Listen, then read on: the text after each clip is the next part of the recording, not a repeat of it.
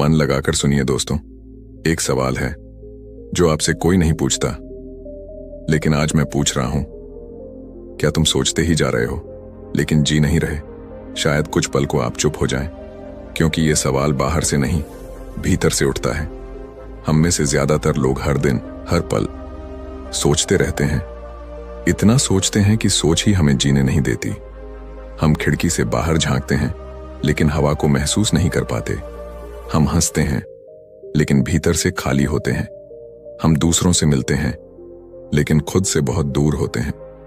क्या आपने कभी गौर किया है, जब आप अकेले होते हैं तो आप अकेले नहीं होते। आपके साथ आपका दिमाग होता है, आपकी सोच होती है, और वो सोच रुकती नहीं। वो आपको पीछे ले जाती है, भविष्य में घसीटती है और वर्तमान को चुपचाप चुरा लेती है। हमेशा कुछ न कुछ चलता रहता है अंदर। मैं ठीक हूं या नहीं? कल क्या होगा? लोग क्या सोचेंगे? मैं उस समय वैसा क्यों बोला? मुझे इतनी चिंता क्यों हो रही है? ये सब कुछ रुकता नहीं, और आप सोचते हैं कि आप जिंदगी को कंट्रोल कर रहे हैं, लेकिन सच्चाई ये है, विचार आपको कंट्रोल कर रहे हैं।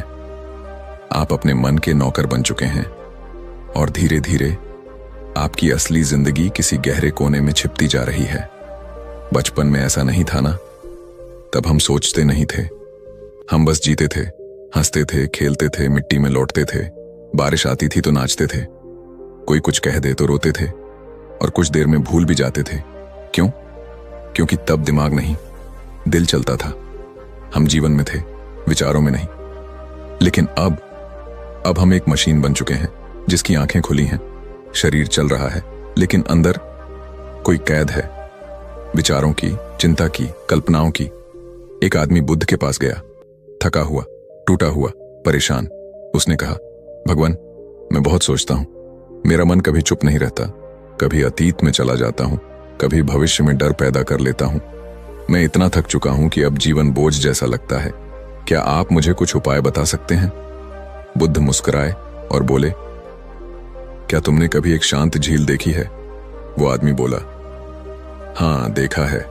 जब पानी स्थिर होता है तो उसमें सब कुछ साफ दिखाई देता है। बुद्ध बोले, ठीक वैसा ही तुम्हारा मन है।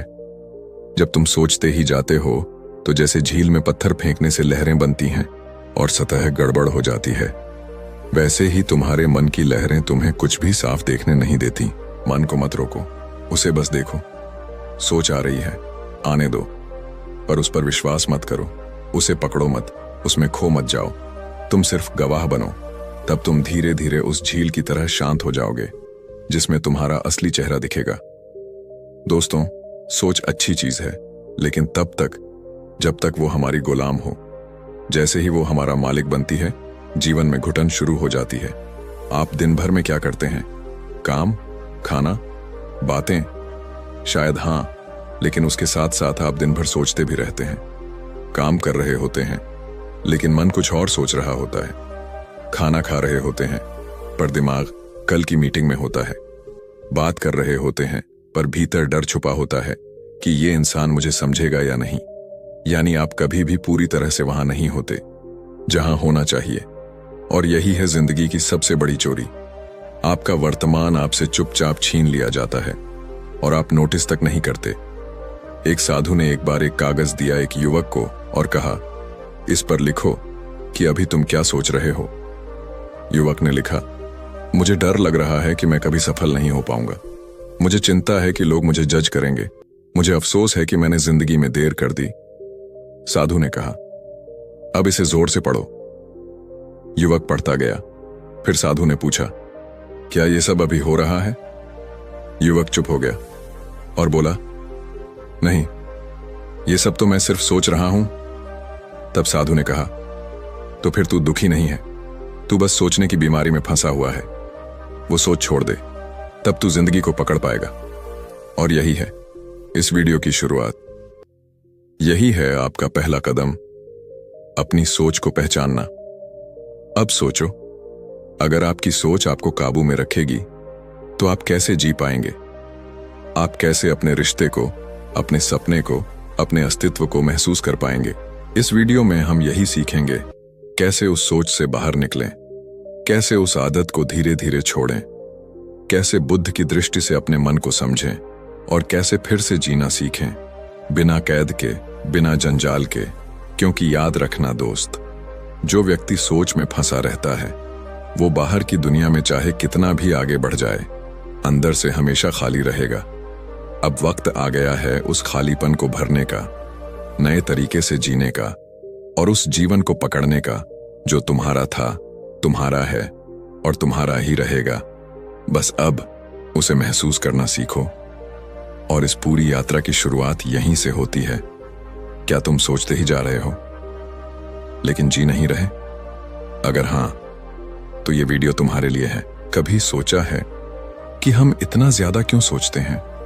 क्यों एक छोटी सी बात पर दिन भर विचारों का तूफान चलता रहता है? क्यों कोई इंसान अगर हमें एक शब्द भी उल्टा बोल दे तो वो पूरी रात दिमाग में घूमता रहता है? क्यों हम भविष्य की कल्पनाओं में इतने उलझ जाते हैं कि वर्तमान की जिंदगी बीत जाती है और हमें पता भी नहीं चलता?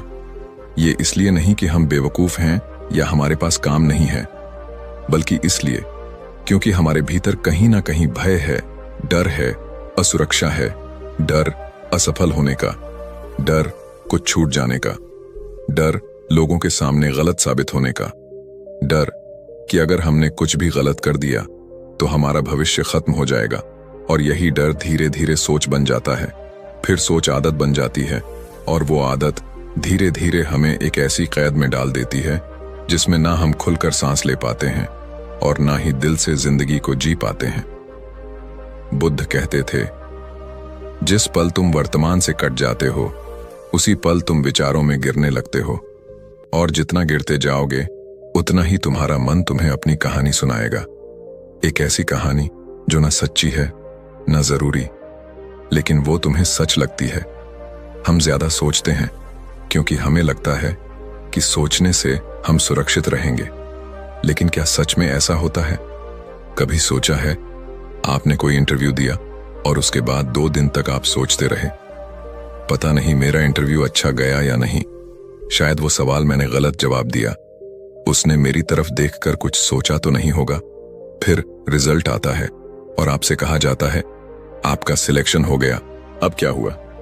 आप 2 दिन की सोच को भूल जाते हैं, लेकिन वो 2 दिन आपने जे नहीं, सिर्फ सोचे।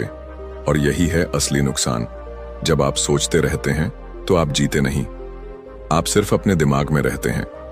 हम सोचते हैं कि सोचकर हम खुद को गलतियों से बचा लेंगे, पर सच यह है कि अतीत की गलती और भविष्य की कल्पना दोनों जहर हैं, क्योंकि दोनों हमें इस पल से काट देते हैं। और जब हम इस पल से कटते हैं हम अपने भीतर से कट जाते हैं।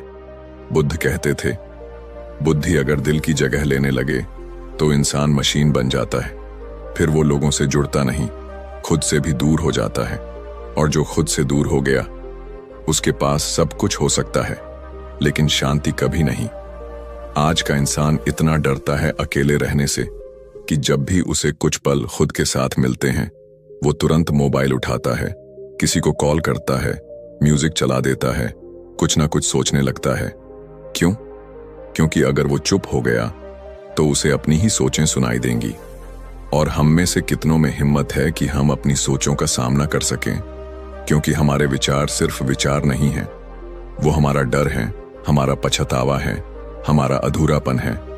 और इन्हीं सबको छिपाने के लिए हम सोचते रहते हैं, सोचते रहते हैं, सोचते रहते हैं। एक बार एक शिष्य ने बुद्ध से पूछा, भगवान, मैं हर समय कुछ ना कुछ सोचता रहता हूं, मन चुप ही नहीं होता, क्या मैं गलत हूं? बुद्ध मुस्कुराए और बोले, नहीं, गलत तुम नहीं हो। गलत वो विश्वास है जो तुमने सोच के बारे में पाल लिया है। तुमने सोच को साधन नहीं, अपना स्वामी बना लिया है। अब वही सोच तुम्हें खींच रही है, जैसे कोई नदी तुम्हें बहा कर ले जाए और तुम हाथ पैर मारते रहो। जब तक तुम तट पर खड़े होकर सिर्फ बहाव को देखना नहीं सीखोगे, तब तक सोच तुम्हें बहाती ही रहेगी। हम सोचते हैं क्योंकि हमने रुकना नहीं सीखा। हमने खुद से ये नहीं पूछा कि क्या मैं सोच रहा हूं या मैं सोच में खो गया हूं। ये सवाल बहुत सरल है, लेकिन जीवन बदल सकता है। आज अगर आप सच में बदलना चाहते हैं, अगर आप सोच की इस लहर से बाहर निकलना चाहते हैं, तो आपको यह समझना होगा कि सोच को काटना नहीं है, देखना है, उसे मिटाना नहीं है, समझना है। हर बार जब आप सोचते हैं तो खुद से एक बार पूछिए, क्या ये सोच अभी की जरूरत है? क्या इससे मेरा अभी कुछ बदलने वाला है? या मैं बस पुराने जख्मों को कुरेद रहा हूं? या आने वाले कल से डर रहा हूं? जो इंसान अपने अंदर ये सवाल उठाना सीख गया, वो धीरे धीरे ज्यादा सोचना छोड़ देता है, क्योंकि उसे एहसास हो जाता है कि सोच वो पुल है जो या तो तुम्हें भीतर के शून्य तक ले जा सकता है, या फिर तुम्हें उसी पुल पर रोक कर खड़ा कर सकता है जहां से ना गिर सकते हो, ना आगे बढ़ सकते हो। इसीलिए आज से तय करो कि अब मैं बस सोचूंगा नहीं, मैं सोच के पार जाऊंगा। मैं सोच को देखूंगा, समझूंगा और फिर उसे जाने दूंगा, ताकि मैं इस पल में वापस लौट सकूं। क्योंकि जिंदगी यहीं है, न अतीत में, न भविष्य में, बस यहीं, इस क्षण में। और इसी बिंदु से हम अगले कदम की ओर बढ़ेंगे, जहां हम समझेंगे कि इस सोच को रोकने की शुरुआत कहां से हो सकती है और कौन से अभ्यास हमें धीरे धीरे इस मानसिक जाल से आजाद कर सकते हैं। अब तक आपने ये समझा हम ज्यादा सोचते क्यों हैं। अब चलिए आगे बढ़ते हैं उस दिशा में जहां हम इस सोच को शांत करना सीख सकें, जीवन को फिर से सरलता से, स्थिरता से जी सकें। क्योंकि अब सोचना नहीं है, अब जीना है। मन एक अजीब चीज है, ये तुम्हें कभी भी चुप नहीं बैठने देगा जब तक तुम इसके खेल को समझ नहीं लेते। कई बार तुम्हारे सामने कोई समस्या आती है, छोटी या बड़ी, लेकिन तुम उसे हल नहीं करते, बल्कि उसे पकड़ कर बैठ जाते हो। हर दिन उसे दोहराते हो, हर रात उसे जीते हो, हर बार उसी सोच में लौट जाते हो, मानो वो समस्या तुम्हारी पहचान बन गई हो। कभी महसूस किया है, एक छोटी सी बात, किसी का कुछ कह देना, किसी का नजरअंदाज कर देना, या कोई पुरानी गलती, बस दिमाग उसी में उलझा रहता है। मन बार बार कहता है, ये ठीक नहीं हुआ, इसका जवाब देना चाहिए था, मुझे खुद से ये नहीं होने देना चाहिए था। और हम उस बात को छोड़ते नहीं, उसे अपने भीतर दुबका कर रख लेते हैं, जैसे वो कोई खजाना हो, जबकि वो एक जहर है। यही है मन की सबसे बड़ी चाल। समस्या को हल नहीं करता, बस उसे पकड़कर बैठ जाता है। क्यों? क्योंकि मन को आदत है खुद को जरूरी महसूस कराने की। जब तक कोई उलझन होगी तब तक मन को काम मिलेगा, और जब समस्या खत्म हो जाएगी मन खाली हो जाएगा। और मन को खालीपन से डर लगता है, क्योंकि उस खालीपन में आत्मा की आवाज सुनाई देती है। बुद्ध ने एक बार कहा था, जब मन बहुत जोर से बोलता है तो आत्मा की आवाज सुनाई नहीं देती। मन शोर करता है, आत्मा मौन में बात करती है। आज के जमाने में हम हर चीज सोचते हैं, पर बहुत कम चीजों को समझते हैं। हम सोचते हैं, मेरे साथ ऐसा क्यों हुआ, पर हम समझते नहीं कि अब क्या किया जा सकता है। हम अपने दुख को पकड़े रहते हैं, अपनी समस्याओं को गिनते रहते हैं, उनमें डूबे रहते हैं, क्योंकि मन को उसमें महत्व महसूस होता है। वो कहता है, देखो मेरी जिंदगी कितनी मुश्किल है, मैं कितना पीड़ित हूं, कितना सह चुका हूं। और यहीं से एक नया भ्रम पैदा होता है। मन तुम्हें पीड़ित बनाना चाहता है, आत्मा तुम्हें मुक्त देखना चाहती है। मन कहता है, अब तक तुमसे गलती होती रही है। आत्मा कहती है, हर क्षण एक नया अवसर है। लेकिन हम किसे सुनते हैं? जिसकी आवाज ऊंची होती है, यानी मन को। पर बुद्ध कहते हैं, जिसे सच में देखना है उसे आंखों से नहीं, शांत मन से देखना होगा। जिसे सच में समझना है उसे विचारों से नहीं, मौन से समझना होगा। हर समस्या एक सीख लेकर आती है, पर हम उस सीख को नहीं देखते। हम समस्या को पकड़ लेते हैं और बार बार उसी जख्म को कुरेदते हैं। क्यों? क्योंकि हमारी पहचान ही उस तकलीफ से जुड़ गई है। आपने भी लोगों को कहते सुना होगा, मुझे बचपन में ये हुआ था, इसलिए आज ऐसा हूं। उसने मेरे साथ धोखा किया, इसलिए मैं किसी पर भरोसा नहीं कर सकता। मैं कमजोर हूं क्योंकि मैं कभी कुछ नहीं कर पाया। यानी हम अपने जले हुए पन्नों को ही अपनी किताब का नाम बना देते हैं, जबकि जिंदगी तो हर पल एक नया पन्ना दे रही है। पर मन पीछे पलटकर उसी पुराने जले पन्ने को पढ़ता रहता है। अब जरा रुकिए और सोचिए, क्या आप सच में उस समस्या को हल करना चाहते हैं, या फिर आप बस उसे दोहराते हुए खुद को जिंदा महसूस करना चाहते हैं? क्योंकि जहां आत्मा कहती है चलो आगे बढ़ो, वहां मन कहता है नहीं, अभी दर्द बाकी है। थोड़ा और सोच लो, थोड़ा और जी लो इस तकलीफ को। और यही कारण है कि हम वर्षों तक एक ही चीज के लिए रोते हैं, नया कुछ शुरू नहीं कर पाते, नई सोच नहीं अपनाते, क्योंकि मन ने हमें एक कैद में डाल रखा है जहां हम सिर्फ महसूस करते हैं पर मुक्त नहीं होते। इसलिए आज अगर आप सच में बदलना चाहते हैं तो सबसे पहले मन और आत्मा का फर्क समझिए। मन तुम्हें उलझाएगा, रोकेगा, दोहराएगा। आत्मा तुम्हें मौन में बुलाएगी, शांति देगी, सच्चाई दिखाएगी। अब आप पर है कि आप किसकी सुनना चाहते हैं, मन की चाल में फंसे रहना या आत्मा की राह पर चलना। अगर आपने तय कर लिया कि अब पुरानी समस्याओं को पकड़कर नहीं बैठना, अब खुद को बीते हुए दुखों से परिभाषित नहीं करना, अब मन को शांत कर आत्मा से जुड़ना है, तो यही है पहला कदम, यही है जागरण का क्षण, यही है उस झूठे शोर से बाहर आने की शुरुआत। और अब आगे बढ़ते हैं, जहां हम जानेंगे मन को शांत करने के अभ्यास क्या हैं, कैसे हम बुद्ध की विधि से मन पर शासन करना सीख सकते हैं। क्या कभी तुमने खुद को एक ऐसे मोड़ पर पाया है